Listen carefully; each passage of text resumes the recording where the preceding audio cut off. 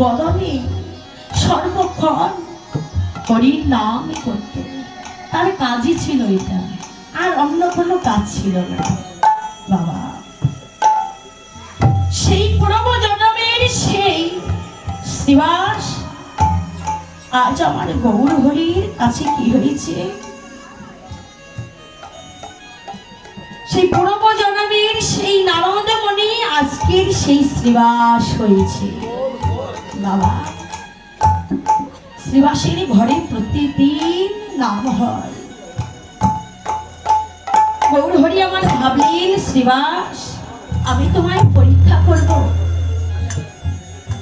যে আমার ভগবানকে ভালোবাসে বাবা, পদে পদে তাকে পরীক্ষা দিতে হয়। মা, জনজাগতিক জগতের স্বর্ণকার যেমন করে আগুনে পুড়িয়ে পুড়িয়ে সোনাকে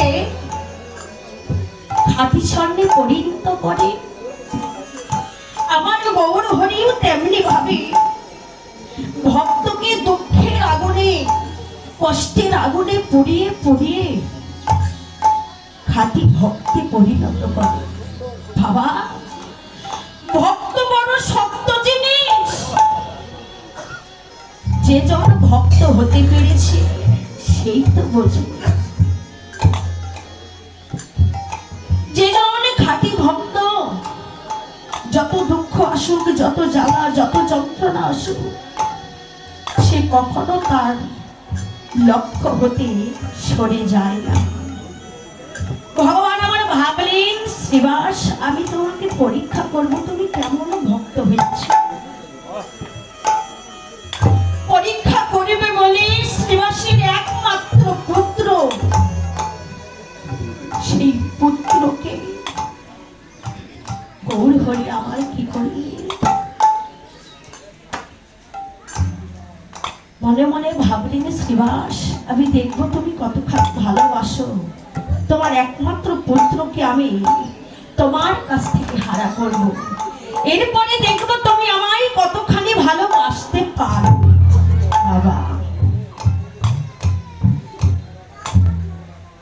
এমন সময় শ্রীবাসের আঙিনায় অন্তরঙ্গ বহিরঙ্গ ভক্ত নিয়ে হরিনাম সংকীর্তন হচ্ছে। বাবা, এমন সময় হঠাৎ করে শ্রীবাসীর সেই একমাত্র পুত্র ধন ইহ জগতের মায়া ত্যাগ করে পর জগতে চলে গেল। শ্রীবাস জানতে পারলো যে তার একমাত্র পুত্র আর এই জগতে নেই। ঘরের ভিতরে গিয়ে দেখছি তার স্ত্রী মালিনী দেবী মৃত পুত্রকে কোলে নিয়ে হাহাকার করছে। এমন সময় শ্রীবাস গিয়ে বলছে, মালিনী, ও মালিনী, তুমি অমন করে কাঁদছ কেন? বলছে, স্বামী, আমি কাঁদবো না। এই জগতে যে আমার মা বলে ডাকার মতো আর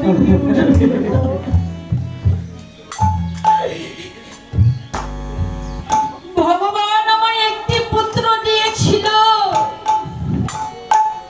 না জানি কোন দোষে আমার কিনে দিল। আমি যে পুত্র হারা জননী হয়ে গেলাম। এই জগতে আমায় মা মা বলে আর কেউ ডাকবে না। শ্রীবাস বলছি, মালিনী, মালিনী, তুমি অমন করে কেঁদো না। কেন? তুমি কাঁদলে, তুমি কাঁদলে তোমার ওই কান্নার শব্দ যদি আমার গৌর হরির কর্ণে গোচর হয়, তাহলে যে তার হরির নামে বড় ব্যাঘাত ঘটবে। মালিনী, তুমি কেঁদো না। মালিনী দেবী মৃত পুত্রকে নিয়ে বলে, হাও মাও হাও মাও করে কাঁদছে,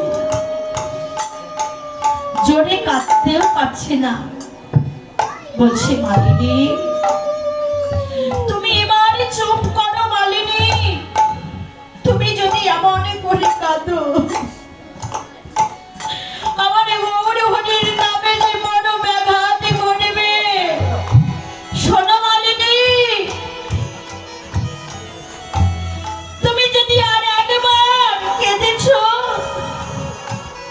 এই আমি তোমায় বললাম আমার পুত্র যেমন করে চলে গেছে, আমিও তোমায় ছেড়ে সারা জনমের মতো চলে যাব।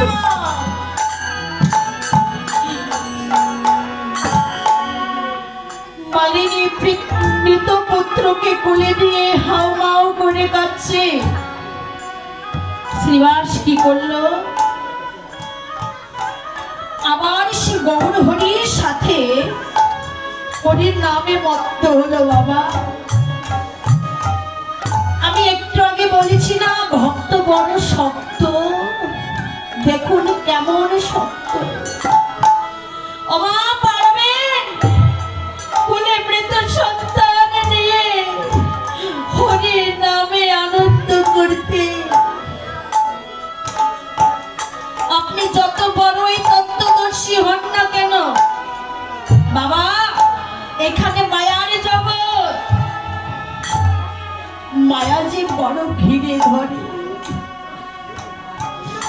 মায়া যে কাটানো বড় কষ্ট। শ্রীবাস মৃত পুত্রকে ঘরে রেখে হরিনামে করছে। মহাপ্রভু বলছে, শ্রীবাস প্রত্যেক দিন প্রতিনিয়ত তোমার ঘরে আমি হরিনামে করি, হরিনামে করে কত আনন্দ পাই, কত সুখ পাই, কিন্তু আজ তোমার গৃহে হরিনামে করে কোনো আনন্দ হচ্ছে না কেন? শ্রীবাস বলো, তোমার গৃহে কি কোনো অমঙ্গল ঘটেছে?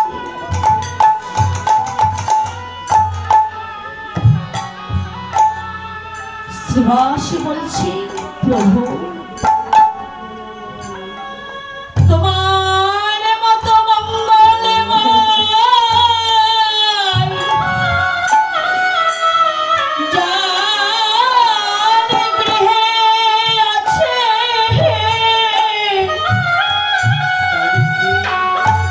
তার কি অমঙ্গল হতে পারে?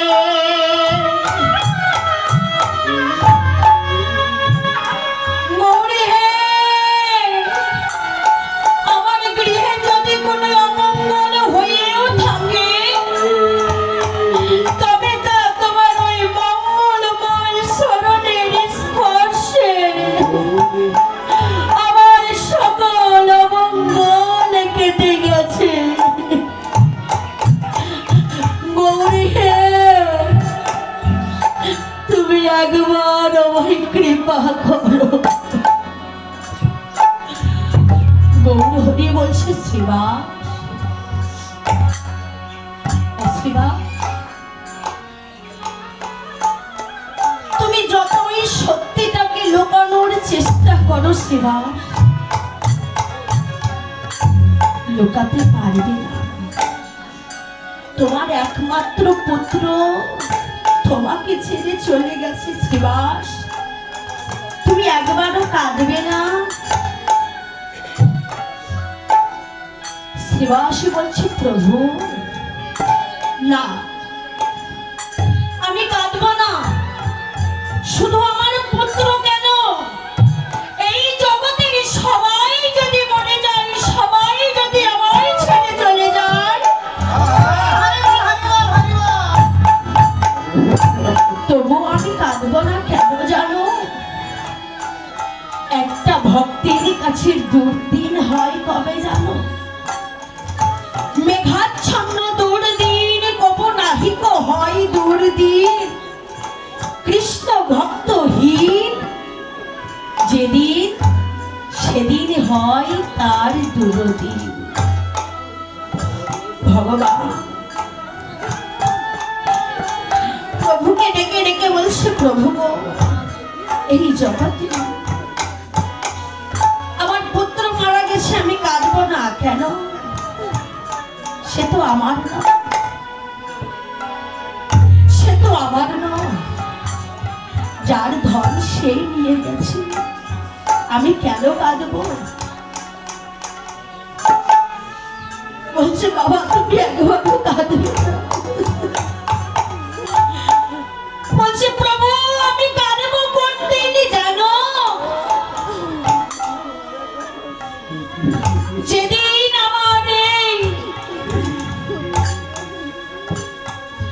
আমার এই হরিমলা কণ্ঠ যেদিন রুদ্ধ হয়ে যাবে, সেদিন এই বদনে আমি আর হরি নামে বলতে পারবো না।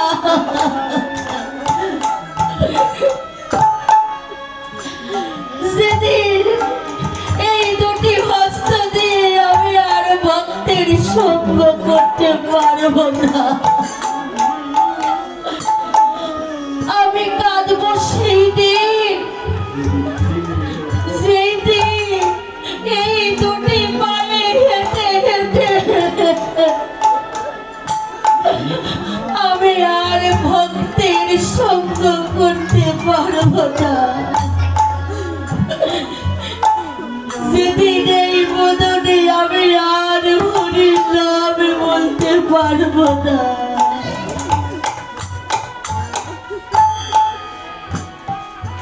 প্রভু গো, আমি সেই দিন কাঁদবো, কেননা যেদিন আমি আর এই ভক্তের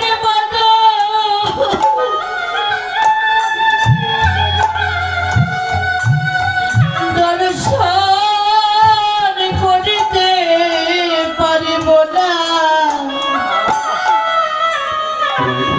সেদিন এই ভক্তের চরণ ধুলা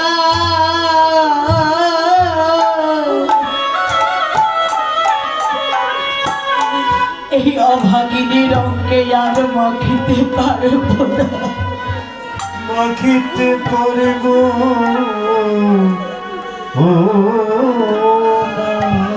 প্রভু গো, আমি সেদিন কাঁদব।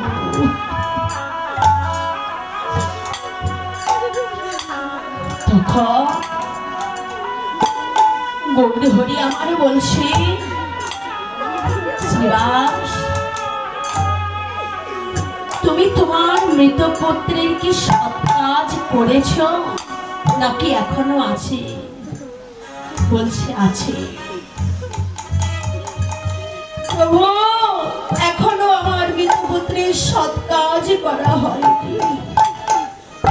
বলছে এখনই তড়া করে আমায় তার কাছে নিয়ে চলো।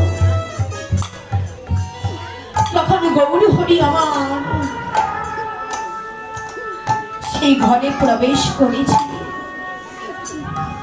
মালিনী দেবী মৃত সন্তানকে কোলে নিয়ে কাঁদছে। গৌরী হরিকে ডেকে ডেকে বলছে, নিমাই তুমি এসেছো, আমি শুনেছি লোকে তোমায় ভগবান বলে ডাকে, তুমি যদি ভগবান হয়ে থাকো একটি বার আমায় কৃপা করো। নিমাই দেখো তোমার ছোট ভাই সে চিরজননীর মতো বিদায় নিয়ে চলে গেছে, সে কখনো আর আমাকে মা বলে ডাকবে না। নিমাই আমি তোমার এই ছোট্ট ভাইয়ের মুখে আমি মা ডাক শুনতে চাই না, তুমি সেই কাজ করো। নিমাই বলছে, গো শোনো মালিনী, তোমার এই মৃত পুত্রকে আমি জীবিত করিতে পারি, সে কথা বলতে পারে, কিন্তু তোমায় মা বলে ডাকবে কিনা সেই গ্যারান্টি আমি দিতে পারবো না। তোমার মৃত পুত্র আবার জাগ্রত হবে, কথা বলবে, কিন্তু তোমার মা বলবে কিনা তা আমি বলতে পারবো না। এবারে নিমাই সেই মৃত ছেলেটার মাথায় হাত বুলিয়ে বলছে, ভাই, ও ভাই, একবার জেগেও দেখ, দেখ তোর মা তোর জন্য কত কান্নাকাটি করছে। ও ভাই, একবার যা। যখন গৌরহরি আমার তার মাথায় হাত বুলিয়ে দিয়েছে, ওই মৃত সন্তান, মৃত ছেলের কথা বলছে, বলছে, কিরে তুই এখনই চলে যাচ্ছিস? এই ভবের স্বাদ তো তুই কিছুই বুঝতে পারবি না। বলছি, আমি যার আদেশে এখানে এসেছিলাম, আবার আমি তার আদেশে আপন দেশে ফিরে চলছি। এবার বলো, তুমি আমায় কেন ডাকলে? বলছে, ওরে কেন কেন তুমি এখনই চলে যাচ্ছ? এই ভবের স্বাদ তো তুমি বুঝতে পারলে না। মাত্র কয়েক দিনের শিশু, এই ভবে কত আহার, কত বিহার, কত কিছু দেখার আছে তোমার, দেখবে না? ওই শিশুটি বলছে, না, আমার কোনো কিছু দেখার ইচ্ছে নেই। আমি যা না চেয়েছি, না চাইতেই আমি অনেক কিছু পেয়েছি। গৌরহরি বলছো, রে তুমি কি এমন পেয়েছো? কি এমন পেয়েছো? তোমার তো কোনো স্বাদই বোঝা হলো না, তুমি কি এমন পেলে? খেদে খেদে বলছো, আমি এমন একটা মায়ের গর্ভে জন্ম নিয়েছি যে মা আমার কৃষ্ণ ভক্ত। এই যে মালিনী দেবী, ইনি ছিলেন কৃষ্ণ ভক্ত পরায়ণী। আবার এই যে শ্রীবাস, যে পিতার ঔরসে আমার জন্ম, যাকে আমি পিতা বলে দেখেছি, আমার পিতাও কৃষ্ণ ভক্ত, গৌর ভক্ত। যার ঔরসে জন্ম নিয়েছি সেও একজন ভক্ত, যার গর্ভে আমি জন্ম নিয়েছি সেও একজন ভক্ত। তাহলে এই জগতে আমি সব কিছু পেয়ে গেছি, না চাইতেই আমি সব পেয়ে গেছি, আমার যে আর কিছুর দরকার নেই। এবার শ্রীবাসকে বলছে, শ্রীবাস, তোমার মৃত সন্তানকে আমি জাগ্রত করে দিয়েছি। তোমার এই মৃত সন্তান জানো, সেই নিত্য ধামে, সেই নিত্য প্রভুর নিত্য আরাধনা করতে যাচ্ছিল। শ্রীবাস, এখন তুমি কি চাও বলো? তোমার সন্তানকে তুমি রাখতে চাও? শ্রীবাস বলছে, আমি কিছু জানি না, আমার স্ত্রীকে জিজ্ঞেস করো। মা, এখানে ভক্তিটুকু দেখেন, কতটা ভক্তি তার। বলছি, মালিনী, তুমি তোমার সন্তানকে রাখতে চাও? বলছে, না, আমি আমার মায়ার কারণে, আমার নিজের স্বার্থের কারণে আমার সন্তানকে আমি কৃষ্ণ পদহারা করতে চাই না। আমার সন্তান যেখানে যাচ্ছিল সেই নিত্য ধামে নিত্য প্রভুর নিত্য পূজা করতে আমার কোনো বাধা নেই, সে চলে যায়। কিন্তু এই জন্মে আমার তো মা বলে ডাকার আর কেউ রইল না। গৌরহরি, তবে তুমি আমায় একবার কথা দাও যে তুমি মাঝে মাঝে এসে আমাকে একবার করে মা বলবে। তোমার ওই বদনে মা ডাক শুনে আমার এই হৃদয় আমি শীতল করব। গৌর হরি আমার বলছে, আচ্ছা ঠিক আছে, আমি মাঝে মাঝে এসে তোমাকে মা বলে ডাকবো। তখন আমার গৌর হরি ভক্তকে যে পরীক্ষা করলে, বাবা দেখো কেমন ভক্ত।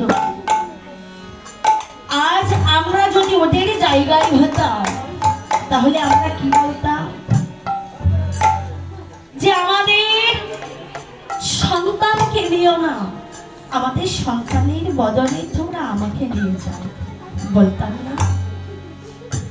কিন্তু এখানে ভক্তিটা কোথায়? বললেন আমাদের মায়ার জন্য, আমাদের স্বার্থের জন্য আমাদের সন্তানকে তো আমরা সেই নিত্য প্রভুর চরণ ছাড়া করতে পারি না। প্রভু তোমার ধন তুমি নিয়ে যাও। সেই ছেলেটি কেঁদে কেঁদে বলল, প্রভু গো,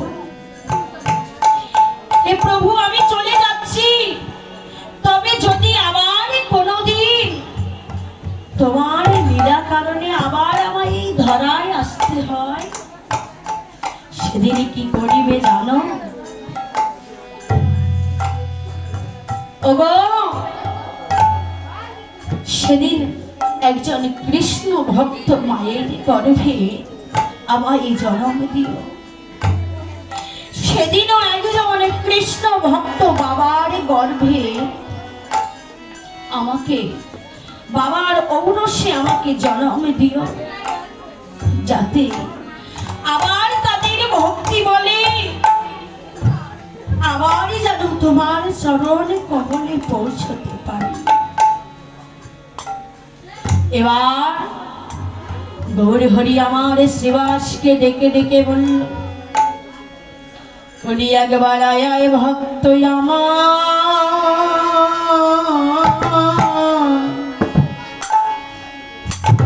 আমার বক্ষে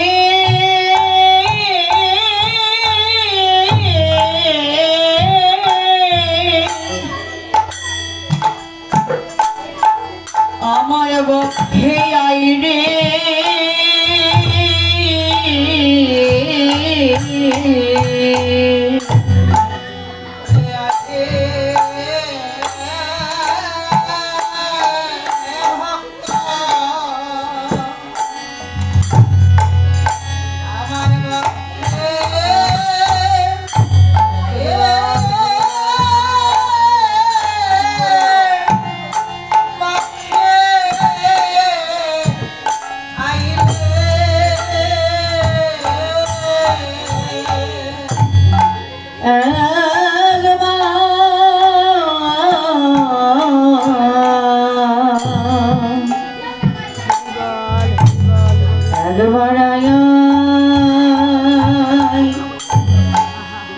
ভক্ত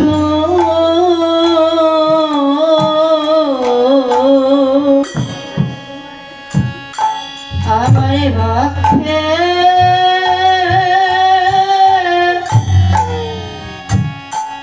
আমার ভক্তে রে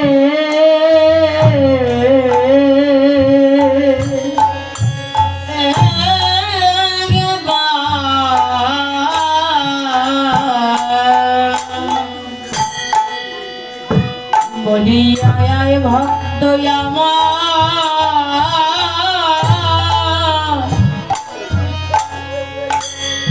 আমার পক্ষে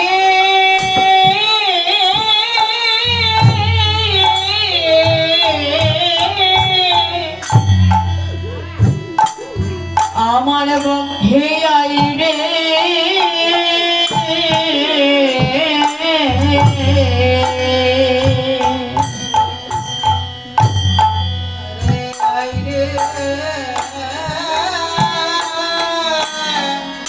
হরি বল হরি বল হরি বল।